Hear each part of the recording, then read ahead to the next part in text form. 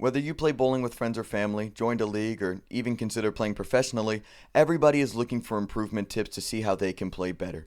I went from shooting an 80 average to a 165 average recently, and if I were to go back to the beginning, these were the 5 tips I'd tell myself on how to get better at bowling. First of all, I'd say find a style and stick to it. Earlier in the presentation, I mentioned one and two-handed bowling, but how do you know which style works for you?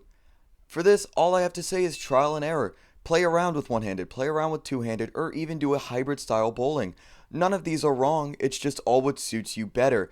And while there are universal tips that will help you, the best thing you can do in bowling is swing your own swing. Get comfortable with what makes you good. For example, look at Tim Cagle. He does not have an orthodox swing whatsoever, and he is still among one of the best bowlers in the world right now.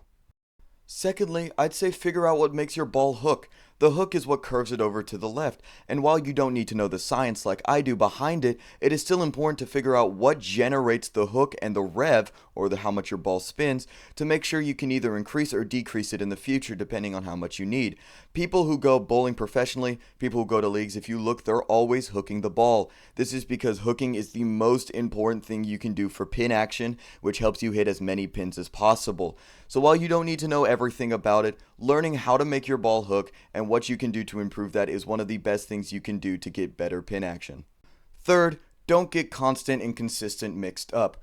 I used to go 2, 3, sometimes even 4 to 5 times a week, and while this works for some people, for me it absolutely does not.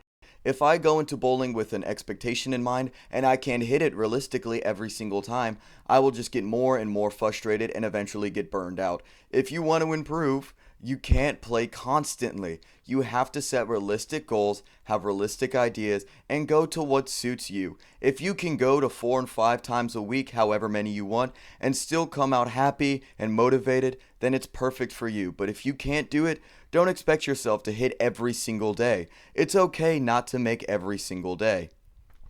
Fourth is get invested, get interested in it. While this is not a necessary step, it is something that's important for motivation for a lot of people. Watching videos, watching PBA professionals bowl, it gives me a motivation, it gives me an idea of something that I want to reach one day. And while I know it's not realistic that I can be as good as all of these PBA professionals, it gives me a good goal of something that I want my swing to look like.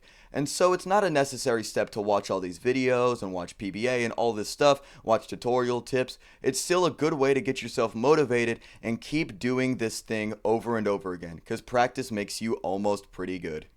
And number 5, lastly, get your own equipment. And I get it. People don't want to spend $100 or $200 on certain bowling balls, especially if they're playing recreationally. And that's completely fair. However, if you seriously want to improve your bowling scores, your bowling technique, and your bowling style, you're going to want your own ball. This is because there are so many ways to get your ball tailored to you specifically. House balls just can't do everything for every single type of person. These bowling balls, they're made for you. They have their own consistency and they have much better pin action. Not only are you going to see an improvement in your technique because of how repeatable it is, but you're also going to see an improvement of your scores as it's just easier to knock down more pins with your own custom ball, especially as they're more tailored to your style compared to your house balls. If you don't want to take all of these tips, they're not all together. All of these things can be used separately. For example, if you don't want to get your own custom bowling ball, the rest of these techniques will still work. If you know your style, you can ignore step 1. All of these things, they don't go in tandem. They're all separate steps that you can take to improve yourself. So whether you just want to beat your friends on a night out, or you even want to join that bowling league and try to be your number 1, you can take any of these steps and really use them to help yourself. Remember, the number 1 thing in bowling is practice.